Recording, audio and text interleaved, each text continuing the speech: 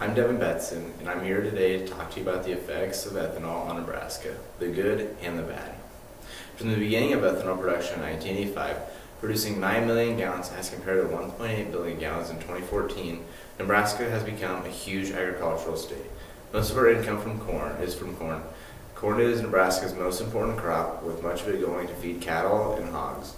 Here recently, though, most of this corn is going to newly constructed ethanol plants. This is having some huge impacts for Nebraska. Most of these impacts are good, but whenever there's a change in dominant industry, you are bound to have some negative side effects. Nebraska's ethanol boom has helped boost Nebraska's economy, but at the same time, it hurt local farmers in the process. One of the first things I'm going to talk to you about today is the positive effects ethanol has had in Nebraska. But one of the first things is it boosted jobs. According to Ethanol Board Chairman Mike Thought, aside from saving drivers at the pump, ethanol is creating new jobs and economic activity right here in Nebraska. This is huge. The economy is getting boosted with the new jobs that are from the construction of the new plants and then the employment of the new workers to run these plants. Nebraska is going to be growing, and there's going to be more plants, there's going to be more production for corn, people are going to want more ethanol. Another thing that it has done is it boosted the economy. Nebraska's ethanol plant shipped out 96% of their production out of state last year, making the state one of the largest biofuel exporters in the nation. This is according to Hubbard 2015. The best part about ethanol is it burns less fuel emissions, making global warming a thing of the past. Ethanol does burn a lot slower than natural gases or oil-based gases that we're usually used to, but it burns a lot cleaner and it's safer for the environment. The only bad side effect is in the wintertime, if you were using ethanol in your car, it doesn't really run very well as compared to if you're just using regular oil-based gases. But this leads me into my next topic, some of the negative effects of ethanol and ethanol production. The price of land increases due to the value of the land. Investors from as far away as Maryland and Pennsylvania have brought thousands of acres in Wayne County, sending prices skyrocketing from $350 per acre up to $5,000 per acre today.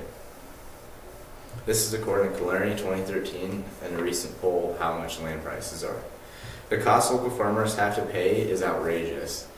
Just to save their lands, many farmers are having to choose to go bankrupt because of the lower gas prices and the higher money per acre. The surplus of ethanol has also helped decrease the prices of the gas. So when the gas is not very high, farmers aren't making much money. Farmers spent thousands of dollars buying new equipment, tearing apart land, filling in wetlands just to make more crop production. And now that they have done that and they're in debt, they don't have any money to come save them because ethanol is so low price at this time. This is what's helping make gas $1.49, $1.59, and heck, even Missouri, 99 cents. But what the future holds for ethanol production is, we have to look back at 1985 for the first ethanol plant. Nebraska's ethanol industry was produced 9 million gallons in 1985 and has grown to be the second largest in the country, behind Iowa. We churned out 1.8 billion gallons of ethanol last year. This is according to Hubbard 2015. Farming in the future is going to be mainly corn and soybeans. I mean, it is going to be insane. The soybeans will help feed us in the future. In the corn, there might not be any oil-based gases. 20 years from now, 30 years from now, it might just all be ethanol. And we have to be prepared for that. Even on older cars, you can buy carburetors that are especially designed to burn ethanol. The world is being smarter about this, and I think we're not turning our heads to global warming anymore. We're now starting to focus on cleaner burning fuels and other biofuels that we can use to help make the environment smarter. Other countries are seeing ethanol as an enemy. We're no longer importing oils from different countries. We're making it right here in the United States. And this is going to be huge on our economy and help us get out of debt. Something that we really need to be done. And I think the next president will look at this as a huge milestone.